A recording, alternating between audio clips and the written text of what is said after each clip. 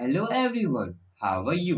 I hope you all are fine. आज हम लोग National Institute of Open Schooling का secondary course science and technology book 1 module 2 matter in our surroundings का lesson number 2 matter in our surrounding जो chemistry का chapter है पढ़ने जा रहे हैं। तो चलिए शुरू करते हैं। Hello dear students, hope you all will be fine. Today we will read chapter 2 which is matter in our surroundings. So let's start our chapter. You have learned about units of measurement in the previous lesson. What we eat, drink, or breathe is the matter. Hence, all of us are surrounded by matter. Anything which occupies space and has mass is matter. In order to understand the world better, it is necessary to understand the nature of matter. In this section, you shall learn about matter and shall utilize the concepts of measurement in understanding the properties of matters. तो आप लोग measurements के units के बारे में आपने पहले chapter यानी कि चैप्टर फर्स्ट में पढ़ा है। हम लोग जो भी खाते हैं, पीते हैं या फिर सांस लेते हैं वो सभी क्या है? मैटर। इसलिए हम लोग जितने भी चीज़ों से घिरे हुए हैं वो सब मैटर है। तो मैटर का यहाँ पे डेफिनेशन क्या है? Anything which occupies space and has mass is matter. कोई भी ऐसा चीज जो स्पेस को ऑक्यूपाई करता है या फिर उसमें मास हो तो उसे मैटर बोलेंगे। और हम लोग अपनी दुनिया को पहले हम लोग जो अपने वर्ल्ड को समझने से पहले अच्छा होगा कि हम लोग अपने जो मैटर है उसके नेचर के बारे में पहले समझ लें। और इस सेक्शन में हम लोग मैटर के जो भी कॉन्सेप्ट है मेजरमेंट के उसको हम लोग समझेंगे। और हम लोग मैटर्स की प्रॉपर्टीज के बारे में भी थोड़ा सा उस कॉन्सेप्ट को भी समझेंगे। So let's move further. Our topic is what is matter. Matter क्या है? Matter is anything which has mass and occupies space. All solids, liquids, and gases around us are made of matter. Scientists believe that matter is made of tiny particles that clump together. You cannot see these particles, but you can see the matter. For example, a book, a car, a letter, a handset, a piece of wood, tree, a bag, etc. Think and add a few more examples from your day to day life. When we say matter has mass, it means matter has weight. The heavier an object, the more mass it has. Matter occupies space, it means matter has volume. तो matter क्या है?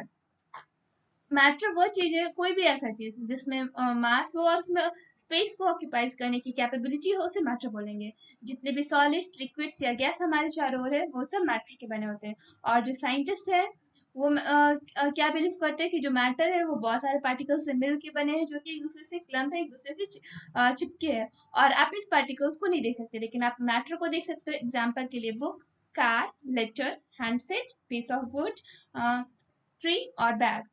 और आप ऐसे day to day life में बहुत सारे ऐसे एग्जाम्पल सोच सकते हो और उसको लिख सकते हो।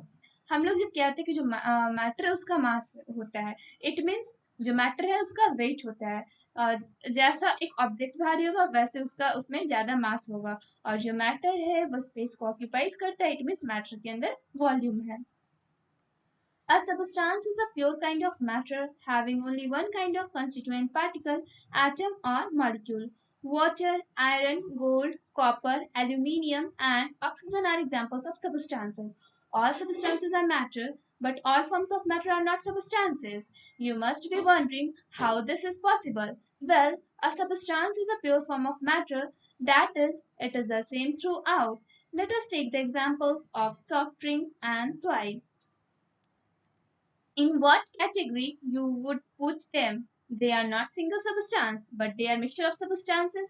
Now you will find out what is the nature of matter. तो जितने भी जो सबस्टांस होते हैं वो क्या है? मैटर के प्योर काइंड है। उनमें बस जो भी पार्टिकल्स होता है उस कंस्टिट्यूएंट पार्टिकल्स वो सेम एटम्स और मॉलिक्यूल्स का बना होता है, जैसे कि water, iron, gold, copper, aluminium, oxygen. ये सब सबस्टांसेस के एग्जाम्पल है। जितने भी सबस्टांसेस वो मैटर होते हैं, बट जितने भी मैटर के फॉर्म में वो सबस्टांस नहीं होते। तो आप लोग ये सोचोगे कि ऐसा कैसा है कि जो मैटर है वो जितने भी सबस्टांस है वो मैटर है बट जितने भी मैटर वो सबस्टांस नहीं है। हम लोग यहाँ पे देखेंगे जो सबस्टांस है वो मैटर का प्योर फॉर्म है और इसका जो कंपोजिशन है वो सेम होता है पूरे में। तो हम लोग यहाँ पे एक एग्जांपल लेंगे जैसे सॉफ्ट ड्रिंक्स और सॉइल का। तो हम लोग सॉफ्ट ड्रिंक्स और सॉइल को अगर हम लोग को कैटेगराइज करने की बारी आएगी तो हम लोग किस कैटेगरी में इसको डालेंगे, क्योंकि उसमें सिंगल सब्सटेंस नहीं है, क्योंकि और उसमें जो भी सब्सटेंस है वो मिक्सचर है। तो आप लोग पहले ये देख लो कि जो मैटर होता है उसका नेचर कैसा होता है। So here we have topic which is particulate nature of matter. हम लोग नेचर देखेंगे मैटर के। Human beings have been questioning the nature of matter.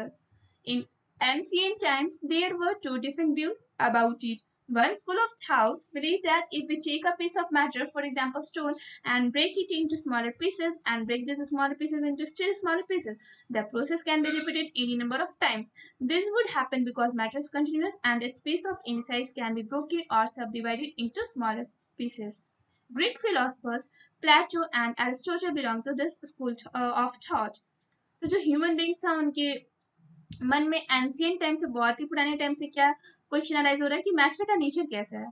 तो मैटर के नेचर को लेके हमारे पुराने समय से दो पॉइंट ऑफ व्यूज है। पहला कि जो एक पहला जो व्यू है क्या है कि जो हमारे एंशियंट फिलोसफर थे वो क्या सोचते थे कि हम लोग जो मैटर्स को लेंगे, जैसे कि हम लोग एक स्टोन लिए, ठीक है, उसको हम लोग ब्रेक डाउन करते गए, तो हम लोग इस प्रोसेस को लगातार कंटिन्यू करते रहेंगे और कितने टाइम भी करेंगे तो ये प्रोसेस कंटिन्यू रहेगा, ठीक है। क्योंकि ऐसा क्यों, क्योंकि वो लोग सोचते थे कि जो मैटर है वो कंटिन्यूअस है और जो उसका पीस है वो भी, उसका साइज है पीस का, वो बार बार ब्रोक होते रहेगा, वो बार बार टूटते जाएगा, हम लोग उसको बार बार सब डिवाइड करते रहेंगे स्मॉल पीसेस में। और जो ग्रीक फिलोसफर्स थे प्लेटो और एरिस्टोटल, वही सोच उनका सोच ऐसा था, ठीक है। The second school of thought believed that process of subdivision of matter can be repeated only for limited number of times. A stage would be reached when the teeny particles of matter so obtained cannot be further subdivided. They believe that all matter is composed of very teeny particles. In other words, the matter has particulate nature. The smallest individual particles of matter were given the name atom from the Greek word atomos for indivisible. तो जो second school of thought से जो हमारे philosophers थे वो क्या believe करते थे कि जो मैटर को जो सब डिविजन है वो एक लिमिट टाइम के बाद रुक जाएगा। एक ऐसा स्टेज आएगा जब हम लोग पार्टिकल्स, जो मैटर्स के पार्टिकल्स है उसको हम लोग सब डिवाइड नहीं कर पाएंगे। और वो क्या सोचते थे कि जो मैटर है वो बहुत ही टीनी पार्टिकल से कंपोज होके बनते हैं।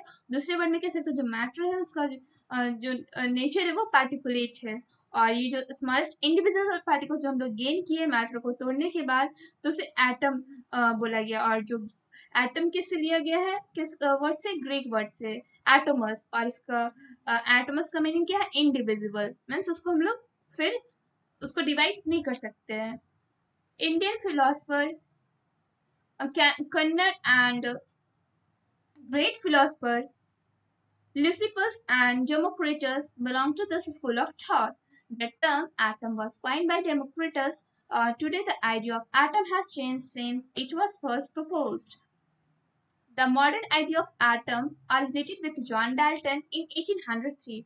Today, we talk of two types of constituent particles, atoms and molecules. Atom is a basic unit of matter, and all chemical properties of matter can be explained on its basis. Molecules are important in explaining physical properties of matter. Details about atoms and molecules will be undertaken in the lesson number 3. Let us learn about how to classify matter. तो जो Indian philosopher colonel और जो Greek philosopher Leucippus and Democritus थे, वो ऐसा सोच विचार करते थे कि जो मैटर है उसको हम लोग एक बार ऐसा टाइम आएगा कि जब हम उसको तोड़ेंगे तो फिर वो डिवाइड नहीं हो पाएगा। और जो एटम को किसने टर्म किया था, कॉइन किया था, डेमोक्रिटस ने। और जो आज हम लोग एटम के बारे में जो भी सोचते या जानते हैं वो डेमोक्रिटस के से ही फर्स्ट टाइम उन्होंने ही प्रपोज किया था। और जो मॉडर्न आइडिया है एटम का वो जॉन डाल्टन के साथ ऑरिजिनेट हुआ था, मतलब जॉन डाल्टन ने उसको बताया था, वो भी कब, 1803 में। और हम लोग आज दो टाइप्स के पार्टिकल्स के बारे में बात करते हैं, एक हो गया एटम्स और दूसरा मॉलिक्यूल्स। और जो एटम्स है वो मैटर का बेसिक यूनिट है, और जितने भी केमिकल प्रॉपर्टीज है मैटर के वो उसके बेसिक यूनिट के ही ऊपर एक्सप्लेन किया जा सकता है। और जो मॉलिक्यूल्स है वो फिजिकल प्रॉपर्टीज जो भी मैटर्स का होता है उसके ऊपर एक्सप्लेन किया जाता है।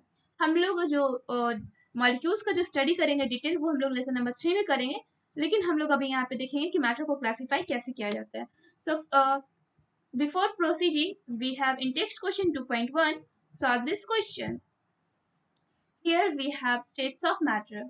Matter can be classified in many ways. However, the following are the two main ways of classifying the matter: by the physical state of matter as a solid, liquid, or gas, and by the chemical composition of matter as an element, compound, or mixture. तो जो matter है हम लोग उसको दो भाग में divide करते क्लासिफाई करते हैं। कैसे? एक फिजिकल स्टेट से, जैसे कि मैटर को सॉलिड, लिक्विड और गैस है वो फिजिकल स्टेट के ऊपर डिवाइड किया जाता है, और जो केमिकल कंपोजिशन है मैटर का उसके हिसाब से भी उसको डिवाइड किया जा सकता है, जैसे कि एलिमेंट, कंपाउंड और mixture. So we shall discuss this classifications in the next section. तो हम लोग ये जो classifications को next section में discuss करेंगे, उससे पहले हम लोग कुछ और discuss करते हैं. Let us discuss about the classification of matter based on physical states. Matter can ordinarily exist in three states: solid, liquid, and gas. These three states of matter have different properties. Water exists in all the three states, named steam or water vapor, gas, water at room temperature, liquid, and ice, solid. This is the only substance which exists naturally in all the three states. तो हम लोग पहले जो इस section में क्या read करेंगे, किसके बारे में जानेंगे? फिजिकल स्टेट्स मैटर के। तो जो मैटर है उनके थ्री स्टेट्स होते हैं by the physical means which is solid, liquid and gas. और जो हमारा ये जो थ्री स्टेट्स है मैटर के वो तीनों के डिफरेंट डिफरेंट प्रॉपर्टीज है। और जो वाटर है वो तीनों स्टेट्स में एग्जिस्ट करता है, स्टीम और वाटर वेपर जो कि गैस के फॉर्म में है, और जो वाटर है वो रूम टेम्परेचर पे लिक्विड होता है और आइस सॉलिड होता है। और बस एक यही एक ऐसा सब्सटेंस है जो कि नेचुरली तीनों स्टेट में एग्जिस्ट करता है।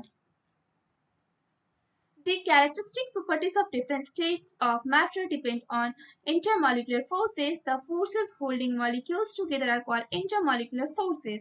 Intermolecular forces, that is, forces between the constituent molecules, try to keep molecules together, but thermal energy always try to keep them far apart. It is the composition between molecular interaction energy and thermal energy that decides whether a given substance under given conditions will be a solid, liquid, or gas. Thermal or heat energy can convert one state of matter into another state. Thus, a particular state of a matter depends on both intermolecular force and the normal energy, which basically depends upon temperature. Each state of matter has some characteristic properties. Now you shall learn about these properties. तो हम लोग यहाँ पे characteristics properties के characteristics को देखेंगे, जो कि हमारा जो डिफरेंट स्टेट्स ऑफ मैटर है वो किस पे डिपेंड करता है। तो किस पे करता है? इंटरमॉलिक्यूलर फोर्सेस पे। जो भी हमारे मैटर के स्टेट्स है उनकी जो प्रॉपर्टीज है वो इंटरमॉलिक्यूलर फोर्सेस पे डिपेंड करता है। और इंटरमॉलिक्यूलर फोर्सेस क्या है? तो जो भी मॉलिक्यूल्स है उनको एक साथ पकड़े रहता है, होल्ड किए रहते हैं एक ऐसा फोर्स जिसके कारण जितने भी पार्टिकल्स में जो भी मॉलिक्यूल्स पाए जाते हैं मैटर में वो सब एक साथ होते हैं, वो होल्ड किया जाता है किसके द्वारा? इंटरमॉलिक्यूलर फोर्सेस के द्वारा। So here is the definition of intermolecular forces: the forces holding molecules together are called intermolecular forces. Intermolecular force क्या है? जो कॉन्स्टिट्यूएंट मॉलिक्यूल्स होता है उसके बीच में जो फोर्स लगता है उसे इंटरमॉलिक्यूलर फोर्स बोला जाता है। और ये क्या करता है कि मॉलिक्यूलर एनर्जी मॉलिक्यूल्स को एक साथ रखने की कोशिश करता है, बट जो थर्मल एनर्जी है वो हमेशा ट्राई करता है कि वो एक दूसरे मॉलिक्यूल्स को एक दूसरे से अलग रखे। और ये कॉम्पिटिशन होता है मॉलिक्यूलर इंटरेक्ट एनर्जी का थर्मल एनर्जी के साथ। जो मॉलिक्यूलर इंटरेक्शन जो एनर्जी है उसका कॉम्पिटिशन किसके साथ होता है? थर्मल एनर्जी के साथ। और वही डिसाइड्स करते हैं कि जो एक सबस्टांस जो किसी भी गिवन कंडीशंस में जो सबस्टांस है वो कैसा रहेगा, उसका फिजिकल स्टेट कैसा होगा, सॉलिड रहेगा, लिक्विड रहेगा या गैस रहेगा। और जो थर्मल या जो हीट एनर्जी है वो एक स्टेट ऑफ मैटर को दूसरे स्टेट में चेंज कर सकते हैं। जिसका पार्टिकुलर स्टेट होता है मैटर का वो किस पे डिपेंड करता है? Intermolecular force and the thermal energy, दोनों पे। बेसिकली जो है वो टेम्परेचर पे डिपेंड करता है, बट ये इंटरमॉलिक्यूलर फोर्स पे भी डिपेंड करता है। और जितने भी स्टेट है मैटर के उनके कुछ प्रॉपर्टीज होते हैं और आप लोग यहाँ पे इस प्रॉपर्टीज को पढ़िएगा। So we have solids. Let's see. We are surrounded by innumerable solid subjects: a piece of wood, a stone, a pencil, a pen, and a computer. All are examples of solids. A solid has definite size and shape which do not change on their own. However, by using external forces, you can change the shape of a solid. For example, you can cut a piece of metal into two and you can use hammer to change its shape. Can you think of any other way to change the shape of solids? Yes, you can. Beat it into sheets or pull it into strings. In solids, the constituent particles are present very close to each other, and the intermolecular forces operating between the constituent particles are very strong, and they are capable of keeping the molecules in fixed positions. This is the reason why solids are rigid and hard. Also, solids cannot be compressed. The attractive intermolecular forces become repulsive when atoms or molecules are forced to come further closer. When a solid is heated, there is an increase in thermal energy of the particles, which results in conversion of solid into liquid. The temperature at which this happens is the melting point of the solid.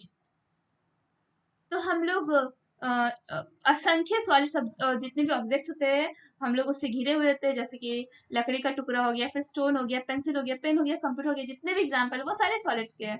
तो जितने भी solids होते हैं उनके size definite होते हैं, उनके shape definite होते हैं, और वो खुद से कभी चेंज नहीं हो सकते हैं। और हम लोग कुछ एक्सटर्नल फोर्स को अप्लाई करके सॉलिड के शेप्स को चेंज कर सकते हैं। फॉर एग्जांपल, अगर आप मेटल ले लो तो आप उसको कट करके या फिर उसको हैमर करके उसके शेप को चेंज कर सकते हो। आप लोग ऐसा और भी तरीका सोच सकते हो जिससे आप लोग सॉलिड के शेप्स को चेंज कर सकते हो। जैसे कि आप कोई शीट्स ले लो मेटल के या फिर स्ट्रिंग्स ले लो और उसको बीट करो, मतलब पीटो, तो उससे भी जो शीट्स है या वो क्या होंगे मेटल के, वो उनके भी शेप चेंज हो जाएंगे।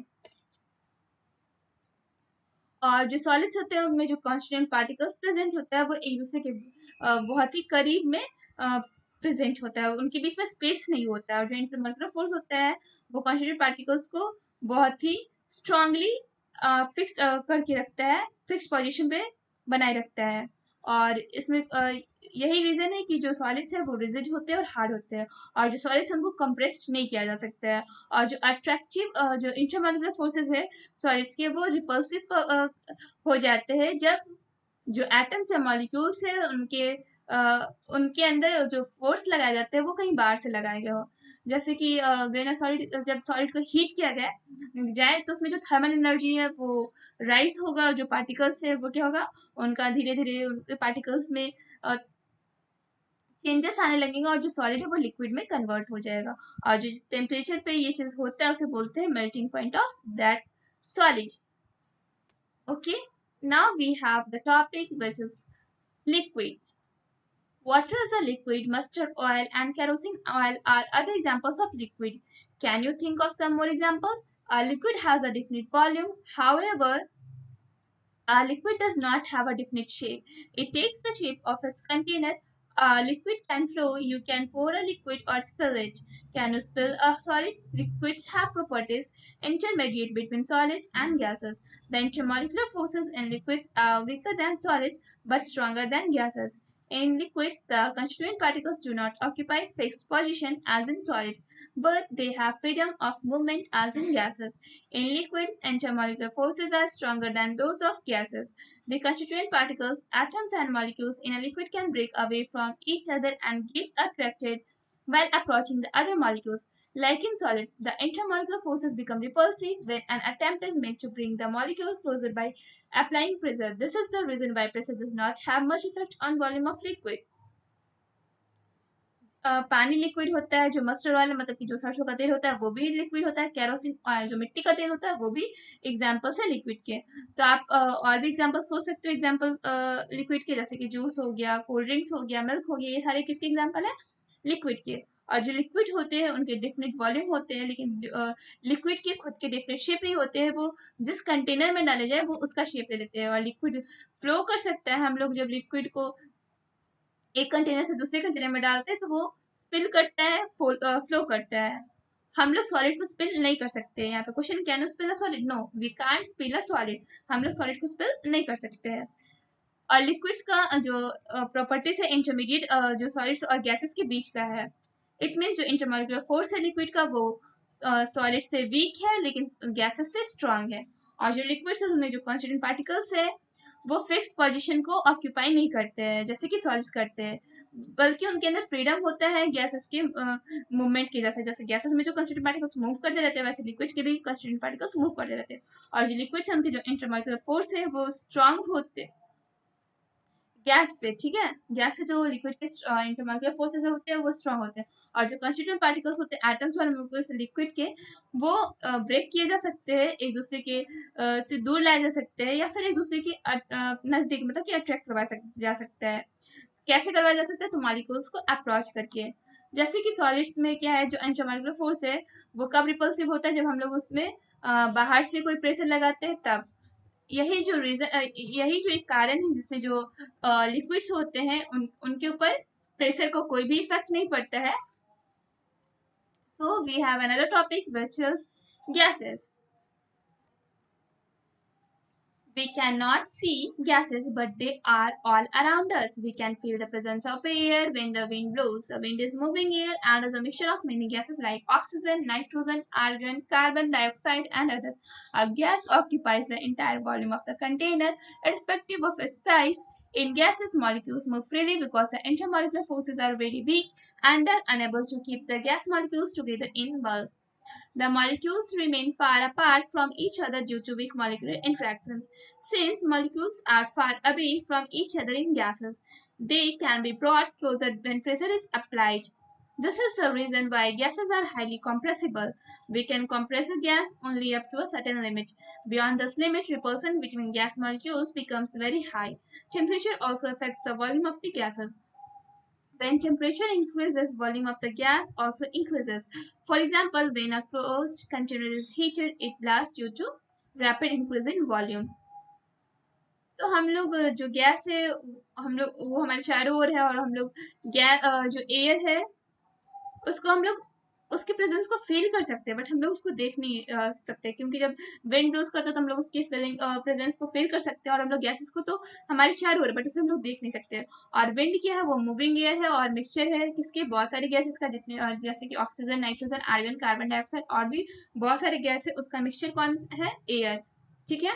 और जो गैस है वो कंटेनर का पूरे वॉल्यूम को ऑक्यूपाई कर लेता है, पूरे प्लेस को ऑक्यूपाई कर लेता है। उसका जो साइज है वो रिस्पेक्टिव रहता है, मीन्स उसका कोई भी जो कंटेनर का साइज, वो एक तो कंटेनर के पूरे साइज को वो ऑक्यूपाई कर लेता है, ठीक है। और जो गैसेस का जो मॉलिक्यूल्स होता है वो फ्रीली मूव करते रहता है, क्योंकि जो उनमें इंटरमॉलिक्यूलर फोर्सेस होते हैं वो बहुत ही वीक होते हैं, और गैस मॉलिक्यूल्स को वो एक साथ बल्क में रखने के लिए अनेबल होते हैं, उनमें कैपेबिलिटी नहीं होती कि वो इंटरमॉलिक्यूलर फोर्सेस को एक साथ रख सके। और जो मॉलिक्यूल्स है वो एक दूसरे से दूर रहते हैं, इसलिए वो वीक मॉलिक्यूलर इंट्रैक्शंस के कारण फ्रीडम में रहते हैं, वो फ्री रहते हैं और इधर उधर से घूमते रहते हैं। और जो मॉलिक्यूल्स है वो गैसेस के, वो क्या होते हैं? वो एक साथ लाए जा सकते हैं प्रेशर अप्लाई करके। और यही जो रीज़न है, जो हम लोग गैस जो है वो हाईली कंप्रेसिबल होता है नेचर में, और हम लोग गैस को कंप्रेस कर सकते हैं, लेकिन एक लिमिट तक कर सकते हैं। और इस लिमिट को अगर हम लोग क्रॉस करने की कोशिश करते हैं तो क्या होता है कि जो इसका रिपल्सन होता है वो बहुत ज़्यादा गैसेस में हाई होता है। जो टेम्परेचर होता है वो भी गैस के वॉल्यूम को अफेक्ट करता है, और जब टेम्परेचर इंक्रीज होता है तो जो वॉल्यूम होता है गैस का वो भी इंक्रीज होता है। जैसे कि एग्जांपल हो गया कि जब हम लोग क्लोज्ड कंटेनर को हीट करते हैं तो वो ब्लास्ट कर जाता है। क्यों? क्योंकि उसमें जो भी वॉल्यूम था उसका इंक्रीज हो रहा था रैपिड तरीके से, वो रैपिडली मूव करते हुए उसको ब्लास्ट कंटेनर को कर देता है। We are lucky that a gas can be compressed easily. If this was not the case, then we could not have obtained CNG, compressed natural gas. Also, might be aware that CNG used as a clean fuel for vehicles, and you might have noticed that uh, at the back of several auto rickshaws and buses, CNG is written. We also have our cooking gas cylinders in kitchen because gas LPG is compressible. There are many other examples of uses based on compressibility of gases. Can you think some more examples? Oxygen cylinders in hospitals, another example. तो हम लोग बहुत ही lucky है कि हम लोग gas को easily compress कर सकते हैं। अगर ये ऐसा नहीं होता तो हम लोग के पास जो सीएनजी, जो कंप्रेस नेचुरल गैस है, वो हम लोग के ऑब्टेन नहीं कर पाते। और आप ये जानते हैं कि बहुत सारे जो व्हीकल्स हैं वो सीएनजी को as a clean fuel use करते हैं, और आपने बहुत सारे ऑटोमोबाइल्स या ऑटो रिक्शाज, बसेस के पीछे में लिखा होगा सीएनजी, देखा होगा लिखा हुआ। और हम लोग के पास जो कुकिंग गैस सिलेंडर्स है किचन में, उसमें भी एलपीजी है, एलपीजी है, बिकॉज वो भी कंप्रेसिबल, उसको हम लोग कंप्रेस कर सकते हैं। और भी बहुत सारे एग्जाम्पल है जो कि गैसेस की कंप्रेसिबिलिटी के ऊपर बेस्ड है। और आप लोग ऐसा कुछ एग्जाम्पल सोच सकते हो, जैसे कि जो ऑक्सीजन सिलेंडर है जो हॉस्पिटल में, वो अनदर एग्जाम्पल, मतलब दूसरा एग्जाम्पल है कंप्रेसिबिलिटी का। And here is the figure 2.2 which shows schematic representation of distribution of molecules of solids, liquid, and gases. So you can see clearly in solid there is no intermolecular forces between them, and in liquid uh, there is little more spaces, and in the gas there is a molecule which is free. It is not in their position.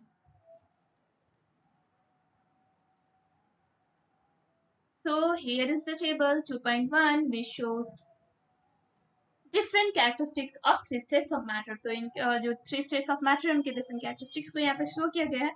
तो आप इस चीज़ को देख लो. जैसे कि state of matter है, उसके volume को दिया गया, उसकी डेंसिटी को दिया गया, उनके शेप के बारे में बताया गया, उनकी फ्लूइडिटी के बारे में दिया गया, एंड उसकी कॉम्प्रेसिबिलिटी के बारे में दिया गया. तो जो स्टेट ऑफ मैटर में सॉलिड आ गया, इसका जो वॉल्यूम होता है वो फिक्स्ड होता है, डेंसिटी सॉलिड का हाई होता है, शेप डिफरेंट होता है, और जो सॉलिड है वो फ्लो नहीं करता, और इसकी जो कॉम्प्रेसिबिलिटी है वो बिल्कुल नेग्लिजिबल है. वो उसमें वो उसको उस पे हम लोग का मतलब कि वो ध्यान नहीं जा सकता है, इतना ज़्यादा नेग्लिजिबल होता है.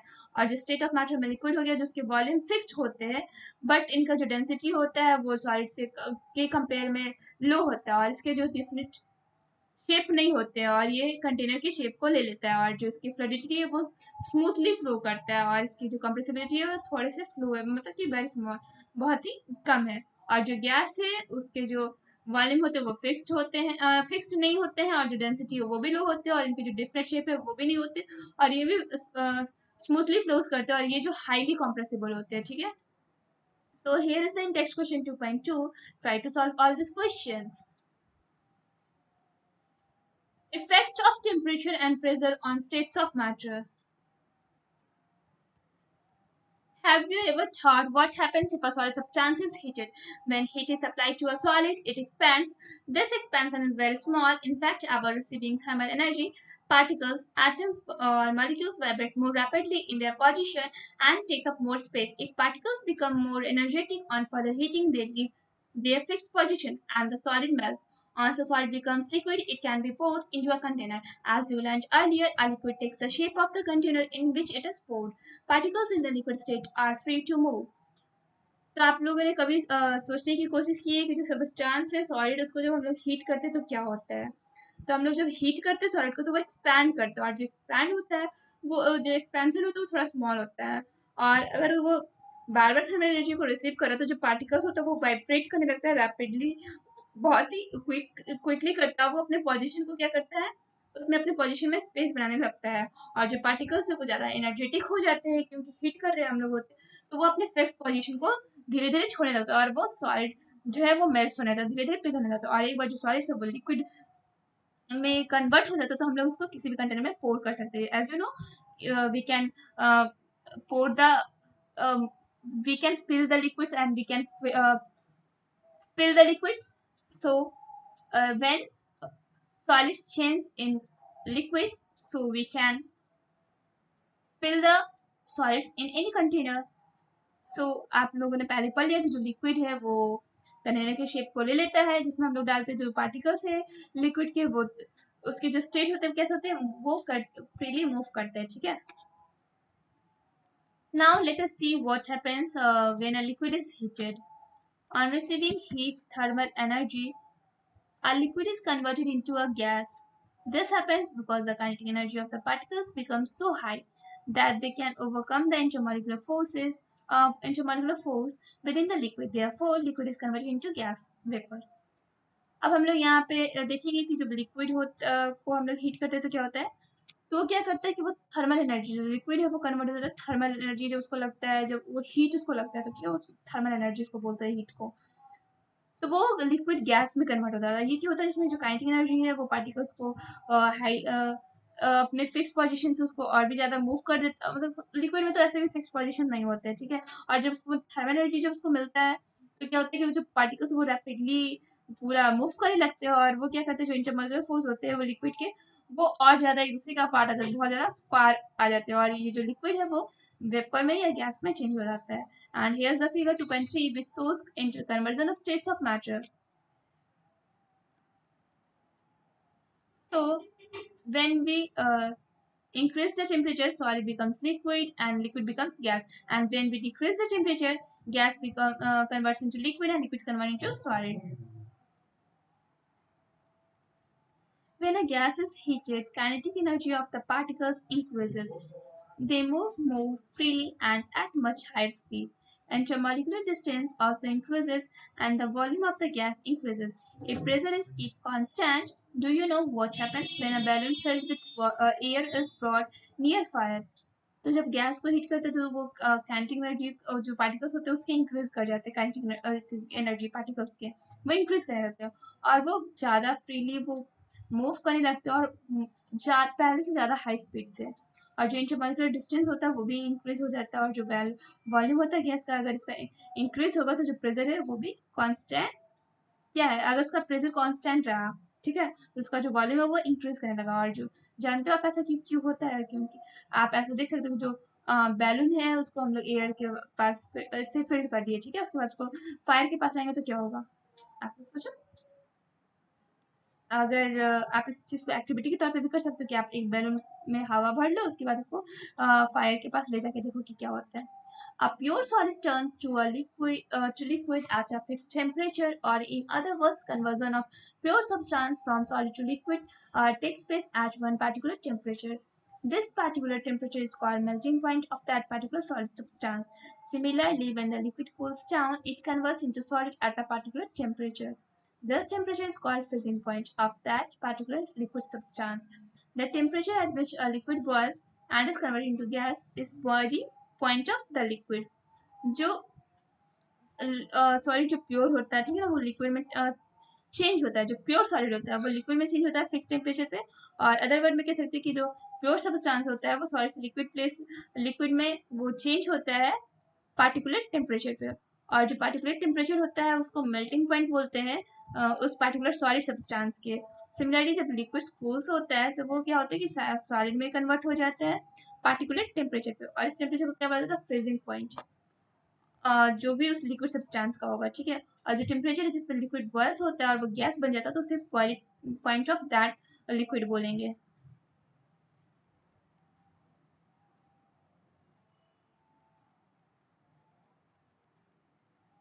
Here is the figure 2.5 which shows the effect of pressure on gas and liquid. Okay, and now we have index question 2.3. Try to solve both questions. अभी चैप्टर खत्म नहीं हुआ है। नेक्स्ट टॉपिक है एलिमेंट्स, कंपाउंड एंड मिक्सचर, जो next video में cover up होगा। अगर इस चैप्टर से कोई भी प्रॉब्लम हो किसी भी टॉपिक से या क्वेश्चन आंसर से, तो अपने प्रॉब्लम को कमेंट बॉक्स में रखें, हम लोग उसे सॉल्व करने की कोशिश करेंगे और सारे इंग्लिश क्वेश्चन बनाने का कोशिश करें। Thank you everyone.